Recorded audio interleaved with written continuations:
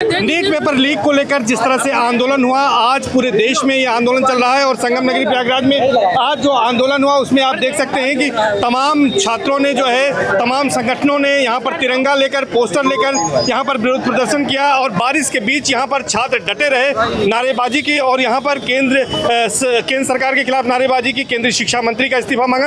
अब केंद्रीय शिक्षा मंत्री धर्मेंद्र प्रधान ने इस्तीफा दे दिया है और यहाँ पर तमाम जो छात्र जुटे हुए हैं, जो विरोध प्रदर्शन कर रहे थे, केंद्रीय शिक्षा मंत्री के इस्तीफे की मांग करते, उनकी सबसे पहली क्या प्रतिक्रिया है, उनसे बातचीत करते हैं। आपकी क्या प्रतिक्रिया है? केंद्रीय शिक्षा मंत्री ने इस्तीफा दे दिया है, आपकी जो एक मांग थी वो मांग मान ली गई है।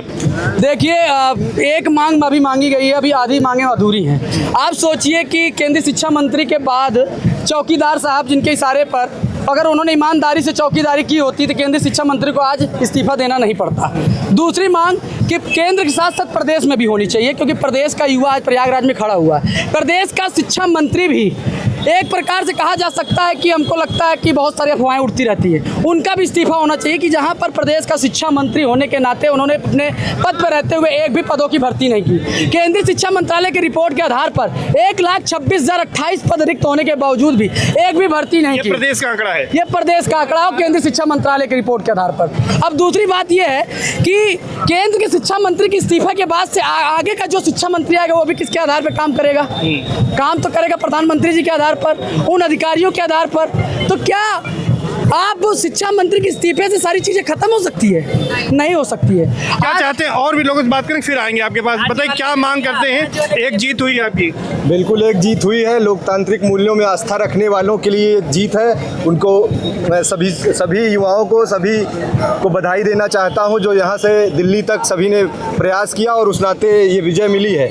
लेकिन अभी ये जो 21 छात्रों ने जो सुसाइड की, उसकी जिम्मेदारी कौन लेगा? उसके बाद अगला कदम आता है कि इन्होंने बर्बर लाठी चार्ज किया। हमारी एक बहन जो आंदोलन करते हुए वहाँ उसका अपुष्ट खबरें आ रही हैं कि वो शहीद हो गई है, लेकिन उसको सरकार ने वेंटिलेटर पर रखकर न्यूज छुपाए रखी है। तो उसके लिए अकाउंटेबिलिटी किसकी है? उसके साथ साथ अमित शाह जो गृह मंत्री हैं, जिनके अंदर दिल्ली पुलिस आती है, जिनके अंदर पैरामिलिट्री आती है, उनकी भी अकाउंटेबिलिटी तय होनी चाहिए। वो भी जवाब दें, सदन में जवाब दें कि आपने एक शांतिपूर्ण प्रदर्शन पर क्यों बर्बर लाठी चार्ज किया। बिल्कुल। और भी आधी आबादी है यहाँ पर महिलाओं की, बढ़ चढ़ कर इसमें देखा गया कि जो यूथ है और महिलाएं हैं उन्होंने भी आंदोलन किया, आप लोग भी शामिल हैं। क्या कहेंगे इसको कि धर्मेंद्र प्रधान ने इस्तीफा दे दिया है, आगे क्या मांगे आप लोगों की? जी बिल्कुल, बहुत बहुत धन्यवाद मोदी जी का कि सराहनीय काम किए हैं और युवाओं के पक्ष में फैसला दिए हैं। और अगर ये 2024 के इससे पहले से भी बहुत पेपर लीक होते रहे, 24 में भी बहुत धरना हुआ था, हम लोग साथ में मिल के आंदोलन किए थे, लेकिन श्रीनेत का इस्तीफा नहीं हुआ था। आज जो किए सराहनीय है, लेकिन जो हुआ आगे से जो भी वैकेंसियाँ आ रही हैं, जो भी पेपर हो रहे हैं, जो भी पेपर लीक होते हैं, अगर सही से नहीं काम किया गया तो हम लोग सबका इस्तीफा लेंगे। जितने सारे मंत्री हैं और सारे प्रदेश तो छोड़िए, पूरे भारत में सारे युवा इकट्ठित होंगे।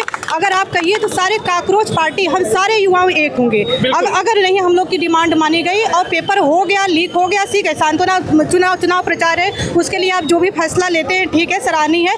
आगे से भी कोई भी पेपर लीक होता है, कोई भी वैकेंसी क्लियर नहीं होती है, हम सारे युवा संगठित होकर एक होंगे, ये हम लोग को वादा करके यहाँ से जाना है। बिल्कुल। आपके हाथ में एक पोस्टर भी है, क्या मांग कर रहे हैं आप लोग?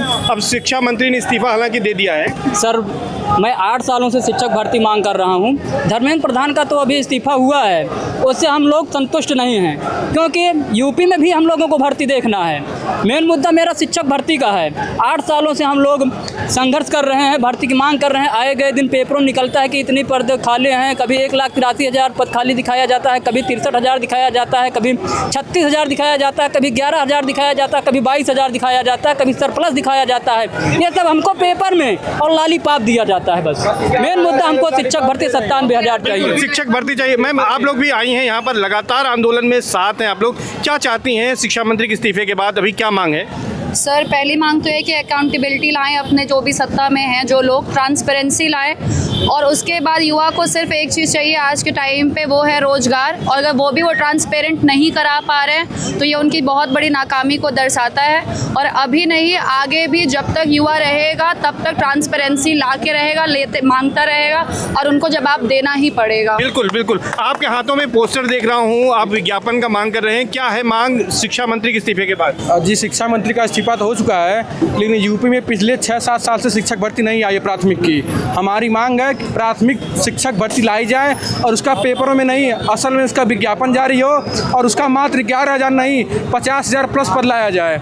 अभी कुछ दिन पहले हुआ तक 60,000 प्लस पद आएगा, अब फिर कह रहे हैं कि 11,000 पद आएगा, जो कि ऊँट के मुंह में जीरा के समान है। हम लोग को 50,000 से अधिक पद चाहिए और परीक्षा में पारदर्शिता चाहिए। ये नहीं कि धांधली से हो जाए, पेपर लीक हो जाए, ऐसा कुछ नहीं। हमें ईमानदारी से 50,000 पद दीजिए और हम लोग की भर्ती करवाइए, अच्छे से पेपर करवाइए। तो निश्चित तौर पर नीट पेपर आंदोलन को लेकर जिस तरह का विरोध प्रदर्शन हुआ, आज उसके बाद केंद्रीय शिक्षा मंत्री का इस्तीफा हुआ, तमाम जो छात्र हैं वो उससे खुश हैं। उनका कहना है कि एक बड़ी जीत हुई है, लेकिन अभी भी भर्ती परीक्षाओं में पारदर्शिता लाई जाए और जो रिक्त पद हैं उन रिक्त पदों पर भर्ती निकाली जाए और सभी जो युवा हैं उनको नौकरी दी जाए। जब तक ये नहीं होगा, सड़क पर इसी तरह से युवा आते रहेंगे और अपने अधिकारों के लिए लड़ाई लड़ते रहेंगे। सर्वेश दुबे, न्यूज़ 18 प्रयागराज।